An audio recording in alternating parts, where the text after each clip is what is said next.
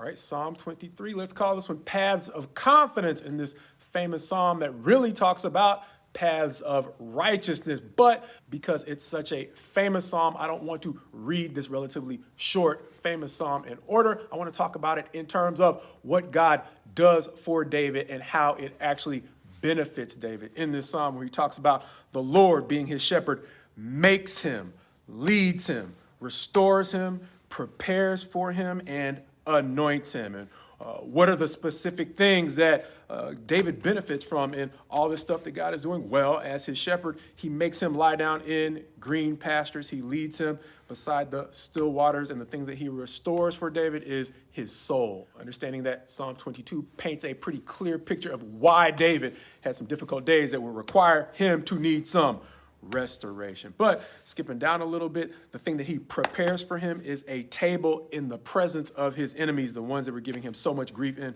Psalm 22 maybe. And finally, the anointing that he got was not simply a pouring out of oil, but looking at these Psalms in the context of David's life, the anointing brought him an uncommon level of power, skill, and authority. Understanding that the portion I skipped talks about the paths of righteousness. And the reason why I call them paths of confidence is the famous verse that reads in verse 4, even though I walk through the valley of the shadow of death, I will fear no evil. Understanding that this is almost a pause in the middle of the psalm where David talks about the paths of righteousness. And the thing that caught my attention this time is the degree to which we can sometimes find despair to the degree we set unhealthy expectations. And this pause in the middle of the psalm that talks about paths of righteousness in the context, like we said, of David's life helps us to understand that many of these high points that we're reading about in the 23rd Psalm mapped out in David's life, they came toward the end of a whole lot of struggle.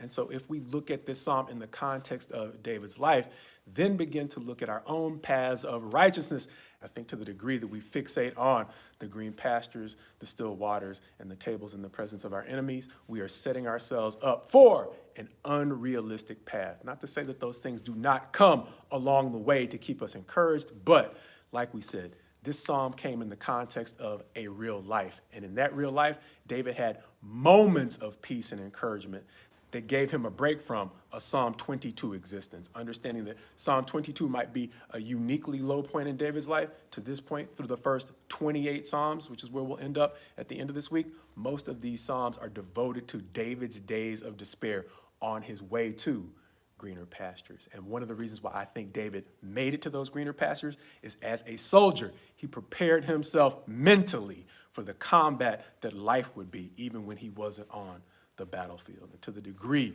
we set healthy expectations for what the road to better times is going to look like, the less likely we are to abandon paths of righteousness before God has finished leading us to the kind of stability that only He can provide.